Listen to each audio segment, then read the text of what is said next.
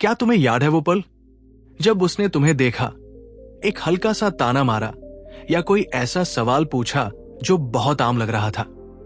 शायद ऑफिस में तुम्हारे बॉस ने भरी मीटिंग में तुम्हारी रिपोर्ट पर एक छोटी सी टिप्पणी की थी, या फिर उस रिश्ते में जिसके लिए तुम अपना सब कुछ दांव पर लगा रहे थे, अचानक से उसने कह दिया, तुम मुझे समझते नहीं हो, या मुझे नहीं लगता ये काम करेगा। तुमने क्या किया? सोचो, सच में सोचो। तुमने घबराहट में सफाई देनी शुरू कर दी। तुमने अपनी आवाज ऊंची कर ली, या फिर तुम गिड़गिड़ाने लगे। तुमने वो हर लॉजिक, हर दलील सामने रख दी जो तुम्हारे पास थी।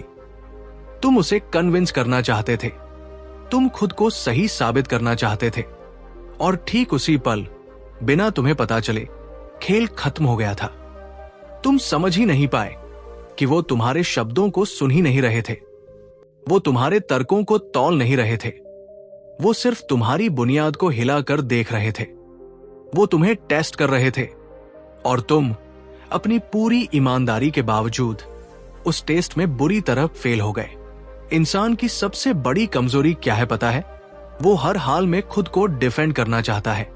ये हमारा इवोल्यूशनरी ट्रैप है। हजारों साल पहले जब जंगल में हम पर कोई हमला होता था, तो हमारा दिमाग फाइट या फ्लाइट मोड में चला जाता था। आज हमारे सामने कोई शेर नहीं खड़ा होता, बल्कि एक इंसान खड़ा होता है जो हमारे ईगो पर चोट करता है, और हमारा दिमाग आज भी उसी तरह रिएक्ट करता है जैसे कोई जानलेवा हमला हुआ हो। हम अपनी पूरी एनर्जी लगा देते हैं सामने वाले को यह बताने में कि हम सही हैं, हम वफादार हैं, हम काबिल हैं। लेकिन यही वो जहर है जो कड़वा नहीं लगता, इसलिए लोग पीते रहते हैं। जब तुम किसी के एक छोटे से टेस्ट पर अपनी पूरी जिंदगी का हिसाब देने लगते हो, तो तुम उसे ये बता रहे हो कि तुम्हारा रिमोट कंट्रोल तुम्हारे नहीं, उसके हाथ में है। तुम साबित कर रहे हो कि तुम अंदर से खोखले हो। दुनिया के सबसे खतरनाक और ताकतवर लोगों ने इस सच को बहुत पहले समझ लिया था। उन्होंने समझ लिया था कि असली पावर जवाब देने में नहीं, बल्कि सामने वाले की उम्मीदों के वैक्यूम को खाली छोड़ देने में है। आज मैं तुम्हें एक ऐसे इंसान की कहानी बताने जा रहा हूं जिसने दुनिया को सिखाया कि जब कोई तुम्हें तोड़ने की कोशिश करे तो बिना लड़े कैसे जीता जाता है। ये इंसान कोई राजा या सम्राट नहीं था, ये एक गुलाम था। एक ऐसा गुलाम जिसके मालिक ने मजे के लिए उसकी हड्डियां तोड़ दी, लेकिन वो उसके दिमाग तक नहीं पहुंच सका। रोम का साम्राज्य, साल था लगभग 50 ईस्वी। आज के तुर्की के पास एक शहर था हिरापोलिस। वहां एक बच्चा पैदा हुआ, लेकिन वो किसी इंसान का बच्चा नहीं माना गया, वो एक प्रॉपर्टी था, एक संपत्ति। उसका नाम रखा गया एपिक्टेटस। एपिक्टेट्स का मतलब ही ग्रीक भाषा में खरीदा हुआ या अधिग्रहित होता है। बचपन से ही उसने अपनी मां को बिकते देखा, अपने लोगों को जानवरों की तरह पिटते देखा। उसे रोम के एक बेहद ताकतवर आदमी इपाफ्रोडिटस को बेच दिया गया। इपाफ्रोडिटस कोई आम इंसान नहीं था, वो सम्राट नीरो का सेक्रेटरी था। एक क्रूर, खूंखार और संकी आदमी जिसे दूसरों को दर्द में देखकर मजा आता था। इपाफ्रोडिटस ने उस छोटे से बच्चे को अपने महल में रखा। एपिक्टेटस ने वो सब देखा जो एक इंसान को अंदर से पूरी तरह खत्म कर सकता है।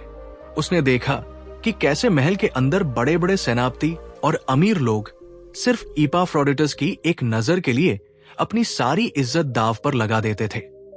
वो डरे हुए थे, वो खोखले थे। एपिक्टेटस ने बचपन में ही एक बात समझ ली थी कि ये जो बाहर से बहुत ताकतवर दिखते हैं, ये असल में अपने डर के गुलाम हैं, और जो शारीरिक रूप से गुलाम है वो शायद अपने दिमाग का मालिक बन सकता है। फिर वो दिन आया जिसने इतिहास को बदल दिया। इपाफ्रोडिटस का मूड खराब था और उसने एपिक्टेटस को टॉर्चर करने का फैसला किया। उसने एपिक्टेटस के पैर को एक लोहे के शिकंजे में फंसा दिया और उसे घुमाने लगा। वो देखना चाहता था कि ये गुलाम कब रोता है, कब भीख मांगता है, कब इसकी हिम्मत टूटती है। वो बेसिकली उसे टेस्ट कर रहा था। हड्डी टूटने की आवाज करीब आ रही थी। दर्द ऐसा कि कोई भी इंसान चीख पड़े, लेकिन एपिक्टेटस के चेहरे पर कोई शिकन नहीं थी। उसने बहुत शांति से इपाफ्रोडिटस की आंखों में देखा और कहा, अगर तुम इसे और घुमाओगे तो मेरा पैर टूट जाएगा। इपाफ्रोडिटस और गुस्से में आ गया। उसने शिकंजे को पूरी ताकत से घुमा दिया। एक भयानक आवाज हुई, क्रैक। पैर की हड्डी टूटकर बाहर आ गई। खून बहने लगा।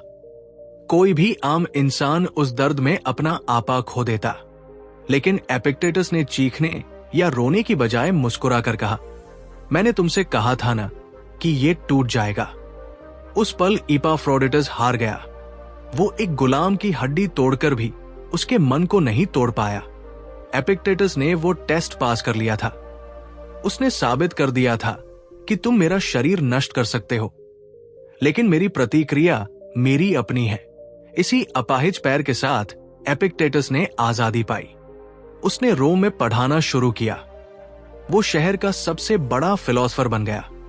लेकिन जिंदगी कहां आसानी से छोड़ती है। साल 89 ईस्वी में रोम के नए सम्राट डोमिशियन को फिलोसफर से डर लगने लगा। उसे लगा कि ये लोग जनता को सच बता रहे हैं। उसने एक ही रात में रोम के सारे ज्ञानियों को देश निकाला दे दिया। एपिक्टेटस के पास जो कुछ भी था, उसका स्कूल, उसकी इज्जत, उसके शिष्य, सब कुछ एक रात में छीन लिया गया। उसे रोम की सड़कों से धक्के मारकर बाहर निकाल दिया गया।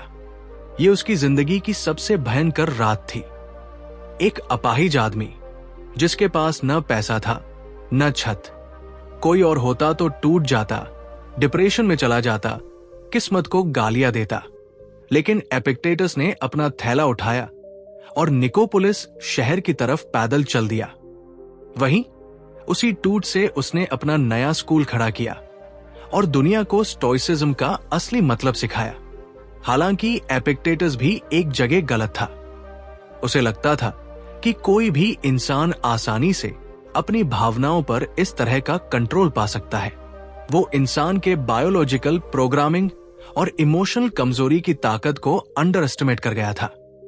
फिर भी उसने जो नींव रखी वो आज तक अजेय है। अगर तुम ऐसी ही किसी भयंकर टूट से गुजर रहे हो या गुजर चुके हो जहां सब छीन लिया गया है, तो लाइक बटन दबाओ, सब्सक्राइब करो, नोटिफिकेशन ऑन करो और नीचे कमेंट करो, मेरा दर्द मेरा अध्यापक है। अब यहां रुको, इस कॉन्सेप्ट को गहराई से समझो। एपिक्टेटस ने दुनिया को जो पहला सच दिया उसे कहते हैं डाइकोटोमी ऑफ कंट्रोल, यानी नियंत्रण का विभाजन। तुम्हारे हाथ में क्या है और क्या नहीं है, इसके बीच एक साफ लकीर खींचना। जब कोई तुम्हें टेस्ट कर रहा होता है तो वो दरअसल तुम्हारी इसी लकीर को मिटाने की कोशिश करता है। इमेजिन करो एक समुद्र और एक नदी को। नदी हमेशा बहती रहती है, चट्टानों से टकराकर शोर मचाती है, रास्ता बदलती है। लेकिन समुद्र, तुम समुद्र में कितने भी पत्थर फेंक लो, उसका पानी कुछ सेकंड के लिए हिलता है और फिर शांत हो जाता है। जब वो तुम्हें टेस्ट कर रही थी या तुम्हारा बॉस तुम्हें टेस्ट कर रहा था, तो वो देखना चाहते थे कि तुम नदी हो या समुद्र। एक कहानी सुनो। एक लड़का है, उसका नाम आर्यन रखते हैं। उसकी गर्लफ्रेंड उसे रात को मैसेज करती है, मुझे नहीं लगता तुम मुझे प्रायोरिटी देते हो, शायद हमें ब्रेक ले लेना चाहिए।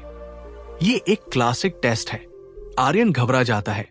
वो तुरंत कॉल करता है जो वो उठाती नहीं। फिर आर्यन 10 लंबे मैसेज टाइप करता है, अपनी वफादारी की कस्में खाता है, अपने सारे पुराने सैक्रिफाइस गिनवाता है। उसने क्या किया? उसने अपनी पूरी सत्ता उस मैसेज के हवाले कर दी। दूसरी तरफ एक लड़का है कबीर। उसे सेम मैसेज आता है, वो उसे पढ़ता है। वो समझता है कि ये एक ट्रैप है, एक इमोशनल ग्रेनेड है। वो सिर्फ एक मैसेज करता है, ठीक है, अगर तुम्हें ऐसा लगता है तो टेक योर टाइम। और फिर वो अपना फोन साइड में रखकर अपने काम पर लग जाता है। कबीर ने वो किया जिसे साइकोलॉजी में नॉन रिएक्टिविटी कहते हैं।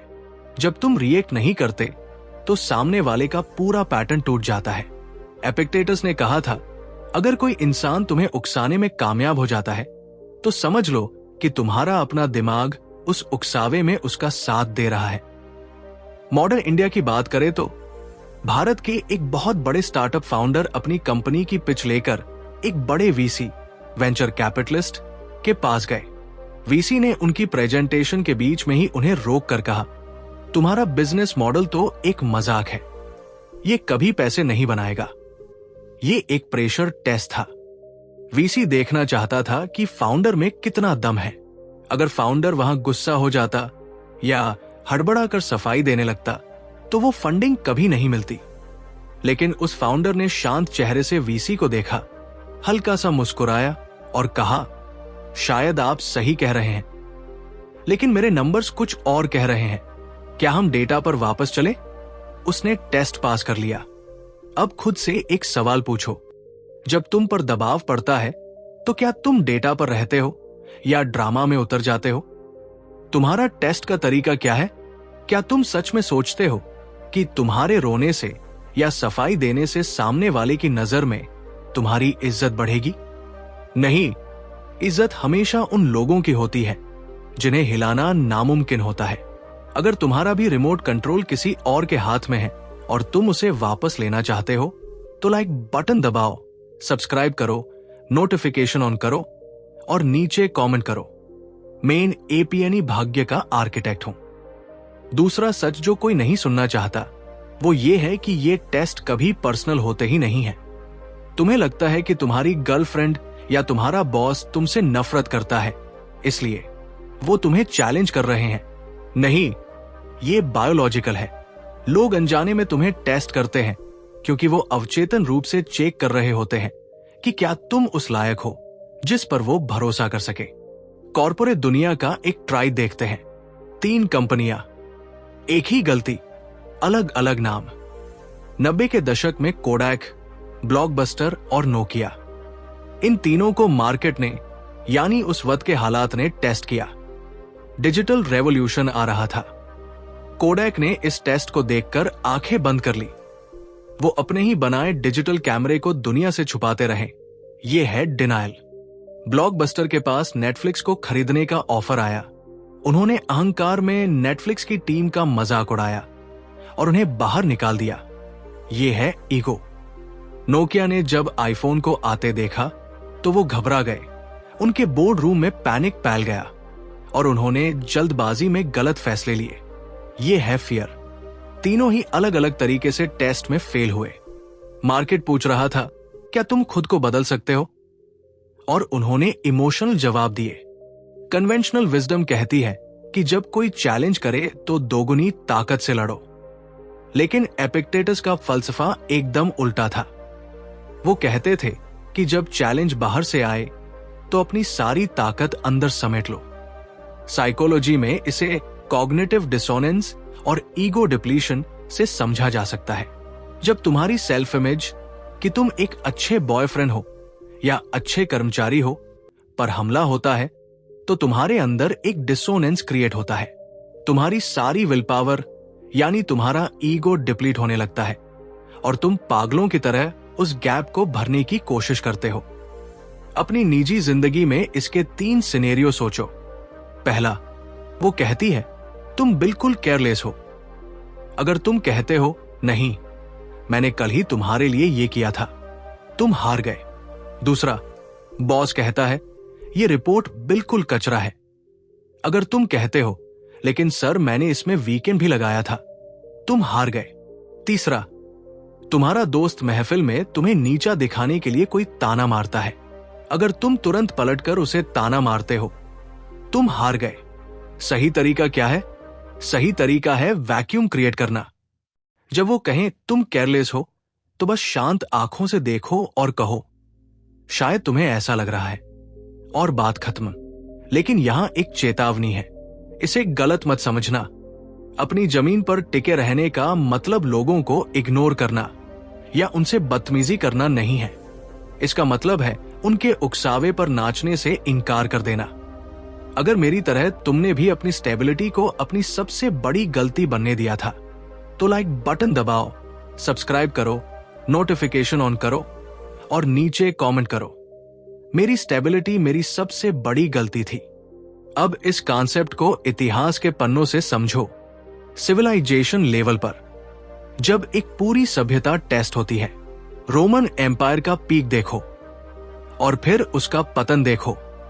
मार्क एंटनी रोम का सबसे महान सेनापति था, ताकतवर, निडर। लेकिन जब क्लियोपेट्रा ने उसे अपने इमोशनल और मैनिपुलेटिव गेम्स में टेस्ट किया तो एंटनी अपनी पूरी सत्ता, अपनी पूरी लॉजिक हार गया।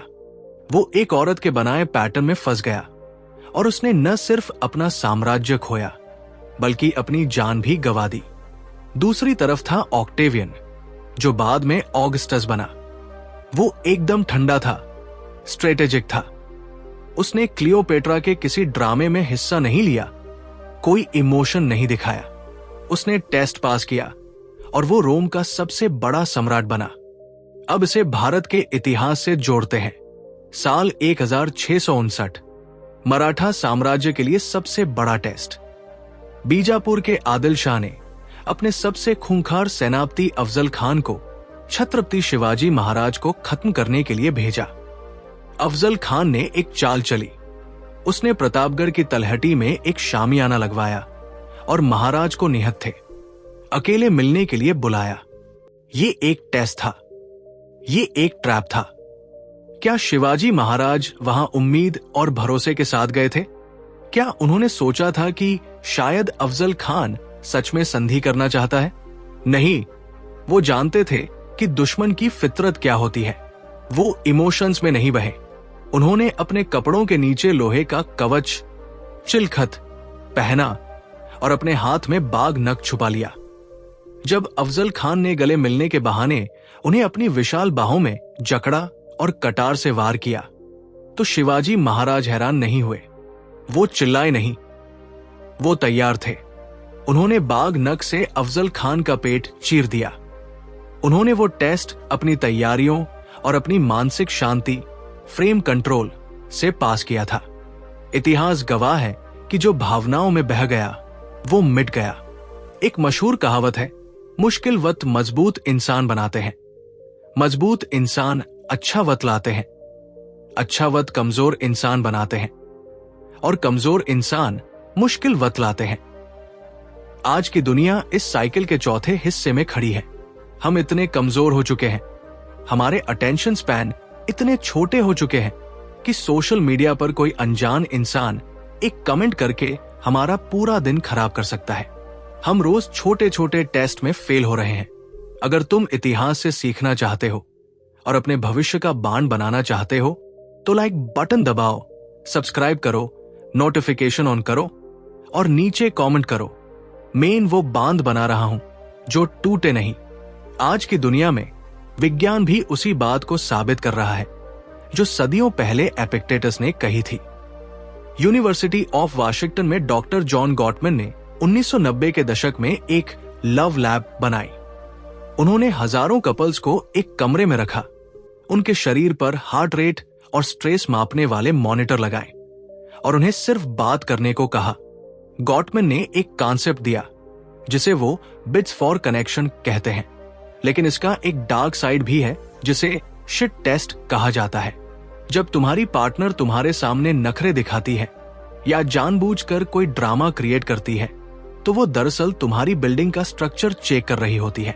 वो देख रही होती है कि अगर भूकंप आया तो ये इंसान मेरी रक्षा करेगा या खुद रोने लगेगा।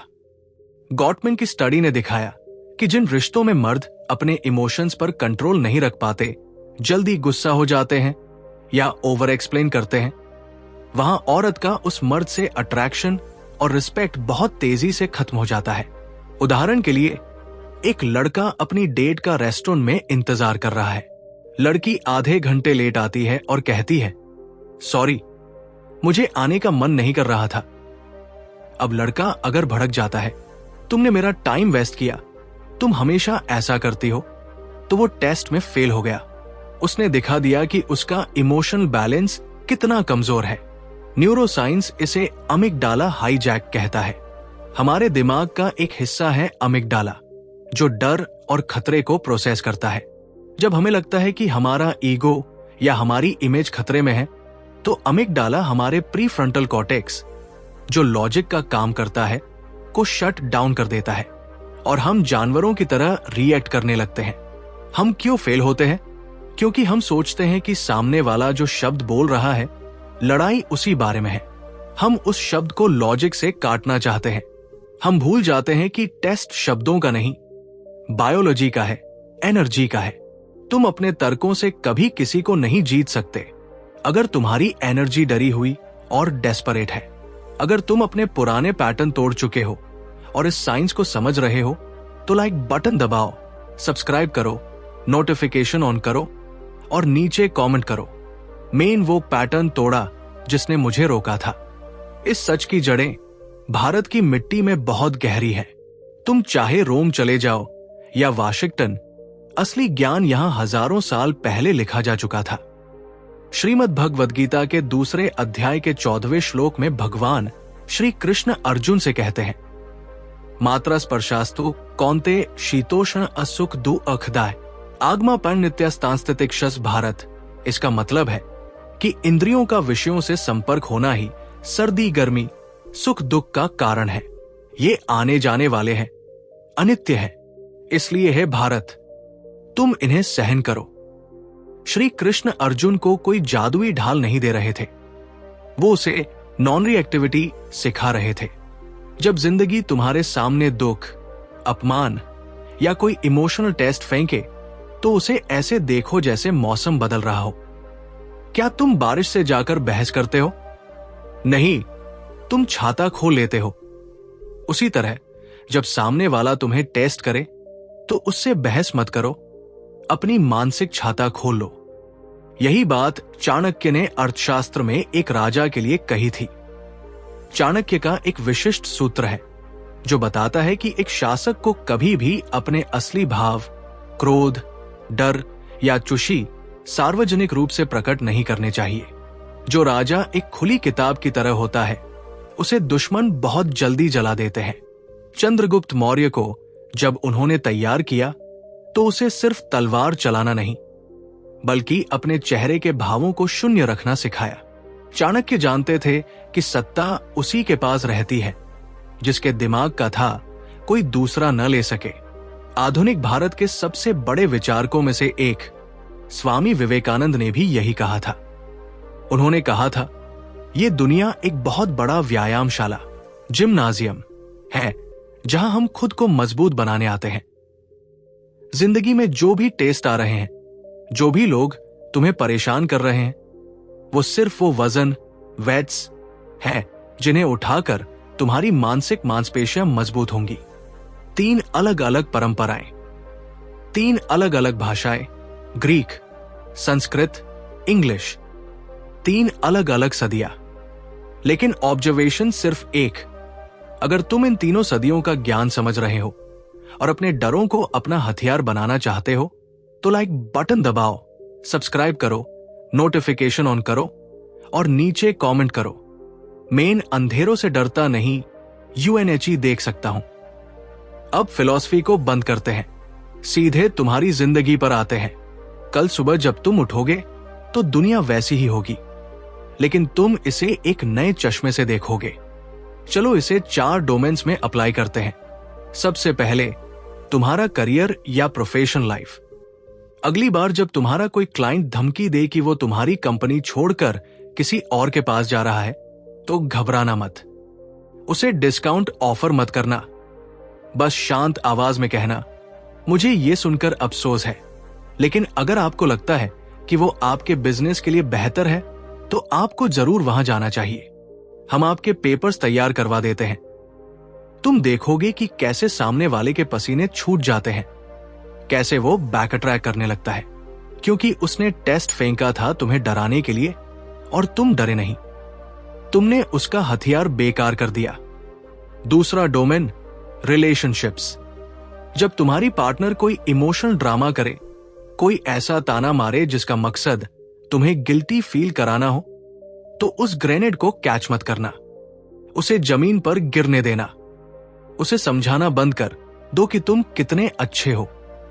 तुम्हारी चुप्पी तुम्हारी सबसे बड़ी सफाई होनी चाहिए।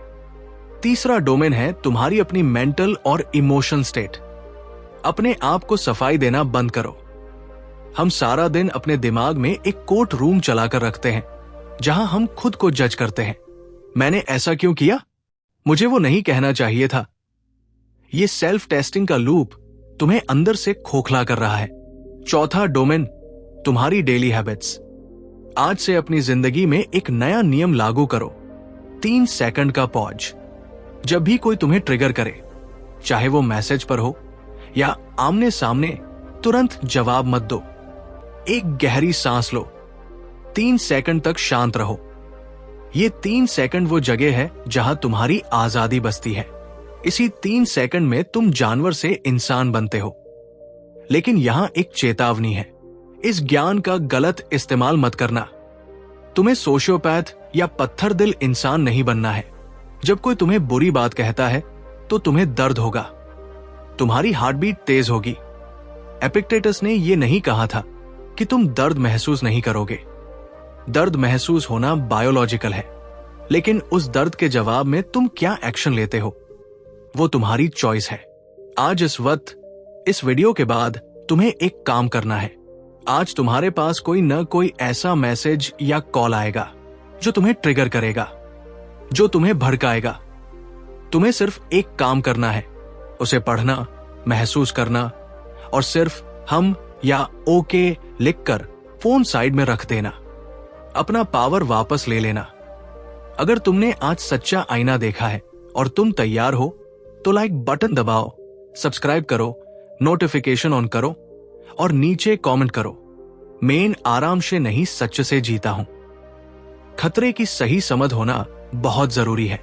लोग अक्सर इस कॉन्सेप्ट को गलत समझ लेते हैं। वो सोचते हैं कि स्टोइक होने का मतलब है एक मूर्ति बन जाना, गूंगा और बहरा हो जाना। नहीं, concept plus calculation is equal to wisdom. लेकिन सिर्फ कॉन्सेप्ट अगर बिना अकल के इस्तेमाल किया जाए तो वो अंधापन है। अगर कोई तुम्हें सच में कोई लॉजिकल फीडबैक दे रहा है तुम्हारी भलाई के लिए और तुम वहां भी ईगो में आकर उसे इग्नोर कर रहे हो, तो तुम पावरफुल नहीं, बेवकूफ हो। तुम्हें फर्क समझना होगा कि कौन तुम्हें बेहतर बनाने के लिए क्रिटिसाइज कर रहा है और कौन सिर्फ तुम्हारी बाउंड्रीज को पुश करके तुम्हें टेस्ट कर रहा है। एपिक्टेटस की लिमिटेशन यही थी कि उन्होंने इंसान के इमोशंस को पूरी तरह से नकारने की कोशिश की। हम रोबोट नहीं हैं, हमारा दिल धड़केगा, हमें पसीना आएगा, लेकिन असली पावर इस बात में है कि जब अंदर तूफान चल रहा हो तब भी बाहर से तुम्हारी झील एकदम शांत दिखे। वापस उसी कमरे में चलते हैं जहां से हमने शुरू किया था।